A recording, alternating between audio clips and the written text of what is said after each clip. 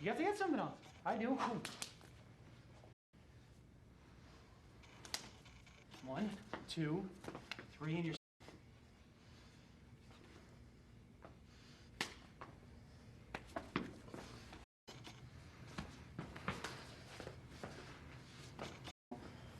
I'm not saying it right now, obviously.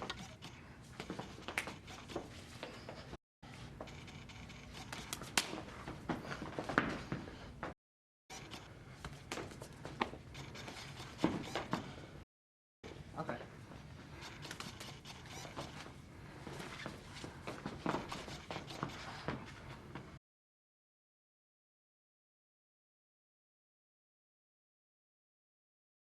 All right, YouTube, we are back. We're going to discuss chi sao today. All right, a lot of you guys have been emailing me and asking me in your area, you know, who do I go to find Wing Chun? I appreciate your emails. Go to everybody. All right, I can tell you who I think has some great Wing Chun out there and who I think has shit Wing Chun. But these are all my opinions. You have to remember that fighting is circumstantial based on the fighter.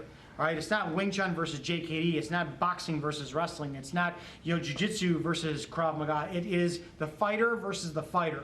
All right, Wing Chun by definition is undefined. It is simply getting the job done with the least amount of energy, maximum amount of result. It is winning a fight as quick as possible. It is eliminating your opponent as fast, simple, and devastating. That's all it is. You know, some people will say that there's like the argument for there's no hook punch in Wing Chun. I'll let you in a little secret. From our perception in our school, if you back up and look at the first form video that I did, you know, we have the section for Lan Sao, Fak Sao, Lan Sao. Well, there's your first hook punch. There's hook punch number 1. When we get into Chum Q and Bill G, both those forms have hook punches as well too. So I won't get on any more online debates with people who say Wing Chun is this or it's not. This is our Wing Chun. So go research everybody. I think that some people have like Lung Ting's lineage. I hate it, but I love it because nobody's produced more fighters than Lung Ting. Okay? Simon Lau, his people, and I was, you know, I dripped down from that lineage. Great, you know, Steve Lee Swift, fantastic. Sam Kwok, he's got some great people. Ip Ching, I mean, everybody's got something to offer. But everybody also has crap to offer. So, you know, this is the Opinionated Wing Chun channel, and you know what, I anger people and piss them off, but I'm sorry, this is our perception. When you look at what we're doing here, okay, so we spent months in learning, you know, this Tanda movement, and then, you know, we spent months taking punches and doing, you know, this, and then this, and we spent months stepping in and punching, and you know, you did your reflex drills. Now you have to put it together. Sparring is the ultimate goal. You must spar in order to be a good fighter. You have to accompany sparring with an ugly, ruthless mindset. So you have to go at it. If you're not sparring in your Wing Chun school, you're not getting anything done.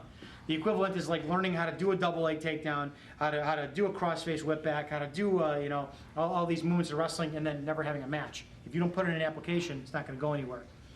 The reason that we start in this position in Wing Chun is it's a neutral position. That's all it is.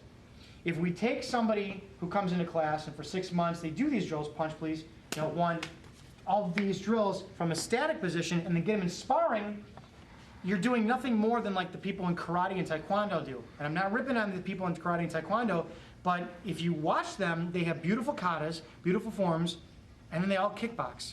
That's what we want to avoid. So why I think wrestlers and boxers are so dangerous, they're used to contact and aggressive contact from day one. So we start in this position where we have contact. It's a neutral position. We're not afraid to get into this position, get in this close. And for the most part, adult men who wind up taking martial arts later on in life, they're not aggressive people. They're learning to become aggressive. So that's why we're getting them in this close proximity. 4 things that we learn in Chi Sao. Monkey see, monkey do. All your techniques and drills. Where does your Bong Sao come into play? Where does your Tan Sao come into play? All these movements. So we look for these positions and these movements, and we look to put our Bong Sao in, and our Tan Sao in, and our Tan and Fak Sao in, and our Pak Sao and strike, and then Matt will recover. And then there's my punch again, and then my Pak Sao again, and then Matt will recover again. And we're learning to do all these techniques that we practiced. We're also accompanying them with footwork, movement. Okay, so that's one thing, is technique. The second thing is going to be position, which is the hardest thing to do, right place, right time. If you know who my second teacher was, go Google his one YouTube video. He's different than I am. He's much, much taller than I am. One of the issues I had in his class was he believed in always being in a position of defense. Because when you're in a position of safety, then you can be in a position of attack. I don't agree with that. I don't agree with taking a punch, being safe, and then hitting. I think that is part of the reason why I'm not a fan of some of the JKD I've seen out there, and a majority of the Wing Chun I see out there, because it's limb chasing. You have to put yourself in a position of safety by attacking. So, position. You can't chi sao all the way out here and expect to get the job done. You'll always be behind the movement, especially if you're a shorter person. And you sure can't be this close because you're asking yourself for trouble. Just like chess, you are always moving. You are always jockeying for position. You're always changing your level. You're always changing and facing. So position. When I wind up getting an opening, if Matt took his hand down, I'm nowhere near close enough. This leads into some of the chi sao you see online where the guys will be rolling around and to find their opening and gotcha. Gotcha. Ooh, I gotcha. We call it fan sao, fan da, continuation of strike. You have got to put yourself in a position to hit and be able to deliver your next hits with as much power as your body possibly can. Because the first form told you that's how far away you need to be. You always need to be in this position to hit. Not here, not here, not here. So everything that we do, we incorporate our techniques with position. Matt pull that back. I'm okay, but I'm also in a better position to hit here. We don't stop at one movement. Everything we do when we train for our movements is to go in to another movement. When we drill these, you know, the partner is allowed to defend and get in a position himself. Recover. So that he can hit, and it's going to force me to get in a position to hit. And we never just change lines for the sake of changing lines. My mentality is always going forward. It's part of my wrestling mindset. So we have position, right place, right time, technique. You'll hear everybody talk about sensitivity. I think that some of the bullshit chi sao out there is the people, you'll see this. And I'm sorry, and this may lose me, you know, people's respect, I don't care, but Sean Obasi, I love that guy. He is putting his money where his mouth is, and he's going out touching hands with as many people as he can, and he's fighting too. So I have a tremendous amount of respect for Randy Williams because he's one of the guys who really pushed Wing Chun as heavy as he did in the 80s and 90s. But there's a video of, you know, Randy and Sean going at it. And Sean is an immense, giant, muscular man. And Randy's giving him hell, and they're both going at it. But you got some ass in the background yelling, soft, soft. Why? If Wing Chun is designed for a smaller person to overcome a larger person, then why is it that our chi sao has to be, let's get this ginger energy out here, and just stay in this position. If you can't take an aggressive energy from the point of contact, then you don't have Wing Chun that's going to teach you to survive. Because if you haven't noticed anything in the evolution of fighting, everyone's talking about the evolution of fighting. Well, MMA did this. No, the evolution of sport fighting has gone forward. Actual fighting has declined thanks to lawsuits, thanks to arrests. Nobody goes out after work or school and says, meet me at the parking lot, we're going to fight and sort this out. You go meet in the parking lot, somebody gets punched, the loser goes home and tells his mom, the one who wins gets arrested. Fighting doesn't exist anymore. Posturing does. A lot of huffing the chest and going this and that. You go to a bar, watch the doorman. Watch how many doormen will wind up getting in pushing and shoving matches from somebody mouthing off versus somebody who's actually throw a punch. People don't throw punches anymore. So the evolution of fighting in a sporting world has gone. Fighting in real life? No. Fighting in real life has one context. It's ambush or it's quicker than you can deal with. So don't tell me that your Wing Chun can face off with somebody, Matt throws a punch. That's something new that was coming. I knew that was coming at me. Punching is I'm talking to somebody and a real fight comes out of ambush. And how do you deal with that? So if you can't deal with a bigger, stronger, faster energy from this close, already contact established, you can't deal with it in a live action sparring or then and out. Also, This energy and reflex stuff that we talk about, or energy, well, that's the last thing I want to talk about. So we have sensitivity, the reflex is soft. Yes, you do need to be soft, and you have to embrace the fact that you will take a hit in Chi Sao. Matt is my student, but this POS can hit me, and he's supposed to. If an amateur boxer gets in a ring and a professional boxer gets in a ring and they fight each other, the professional boxer is still going to take hits. It's how they communicate. So unless you are the Sifu who is robbing your students by always backing up, when Matt attacks, okay, I'm going to dissipate his energy. I'm not giving him anything to hit. I'm always going to move back. That's how some of the Sifus out there continue to keep their students chasing them, literally, financially, and skill-wise, because they're dissipating that energy. You have to stay in that. In order to get to a skill level where you can stay relaxed and keep forwarding pressure coming in, you have to learn to take hits off the bat. I equate Chi Sao to traffic. When you learn to drive a car, 10 and 2, mirror every 7 seconds, turn signal. That's 16 years old. If you're in your 40s, you're driving with your knee, texting, eating food, talking on the phone, and you just become one with the car.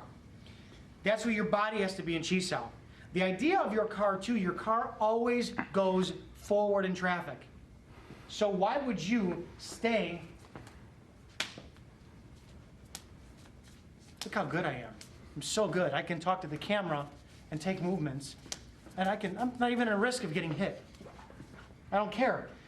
Cars always go forward. Boom, boom. You have to learn to be this comfortable in your Chi Sao, this close. This is a traffic jam. Well, this is not Chi Sao. Yes, it is. In a traffic jam, you learn how to weave and move and snake in cars, always going forward. Your Chi Sao has to be equivalent to a traffic jam, and you're always moving forward. If you learn to merge left into a lane properly, signal and go in, sometimes if Matt punches, there's my proper merge to get in the off-ramp. But sometimes you're going to get cut off by some asshole, and you have to merge without hitting somebody else. So when Matt punches, you have to learn to merge right away. So you have to understand the difference between training and application. The last thing we learn, so we have position, right place, right time. Technique, monkey see, monkey do. Sensitivity, we call them combat reflexes, because you know what, I don't want people thinking of relax. I don't want them to think associated, I'm going to get in a fight, I'm going to relax. No, you're going to get your ass knocked out is what you're going to get. You have to have aggression, but you have to learn how to use your body as an engine very aggressively versus this soft, 90-year-old man can beat an aggressive 26-year-old MMA guy. No, he can't. It's not going to happen. I'm sorry. The last thing is energy. You have to learn how to take a punch. We wind up, you'll see us, we hit in the sternum in Wing Chun for a reason. Number one, it's safe. Number two, anybody can headhunt. So we start with the hardest target. If Matt puts up display guard, okay, our actual Wing Chun fighting guard is a little more here. It's not here. But this straight line goes from here to here. This is where I want to get to. If I can clear these things to get in there, then I can get anywhere. Because I have to learn how to control and clear these, and you've heard me say Wing Chun's not a controlling art. I don't want to control per se, I want to control the path. Because I'm not going to deviate off the path because that gives him a line. Okay? So I'm learning how to get to here because that'll make me get anywhere. We spread our shots out. So our Chi Sao philosophy is we come together in a mutual understanding of I have outside control, he's got inside control. I have inside control, he's got outside control. And you see we roll. The difference between this and a tie-up in wrestling is the dedication, the commitment. When I tie up, I'm committed, I'm committed. I'm always thinking when I roll, my hands are free to fly anytime. They're always ready to go, no matter where it's at. It teaches me non-committal.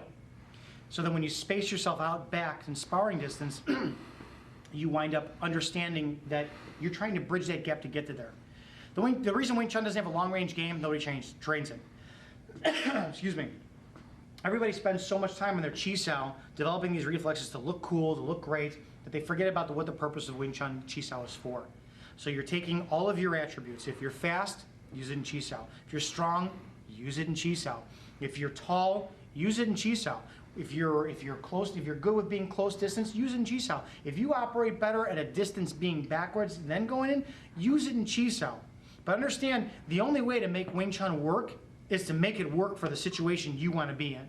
So our Wing Chun may be different from anybody else's out there. You know, I get questions all the time, who'd you train under? You guys have heard who my Sifus were and whom I'm under now. It's my perception. I don't buy into the whole Kool-Aid drinking of Wing Chun's only got to be this position, this position, this position. It can't. It's supposed to be alive. It's supposed to be moving. It's a fighting art. And in my opinion, that's why Wing Chun, that's why grapplers, people who go from Brazilian Jiu-Jitsu and wrestling to Wing Chun make better Wing Chun people than people who start in there. People who go from Wing Chun to Brazilian Jiu-Jitsu or wrestling love wrestling and Brazilian Jiu-Jitsu better. It's because the wrestlers, the grapplers know how to use their bodies so much better when Wing Chun people are so focused on their arms. So my suggestion to you would be to go find somebody good, find somebody bad, find them all. See who best fits you. This is a never-ending argument of my mom's, pasta gravy is better than your mom's. But we all start with the same ingredients. We just add different stuff in there. All right? This is our interpretation of Chi Sao, and we'll see you on the next video.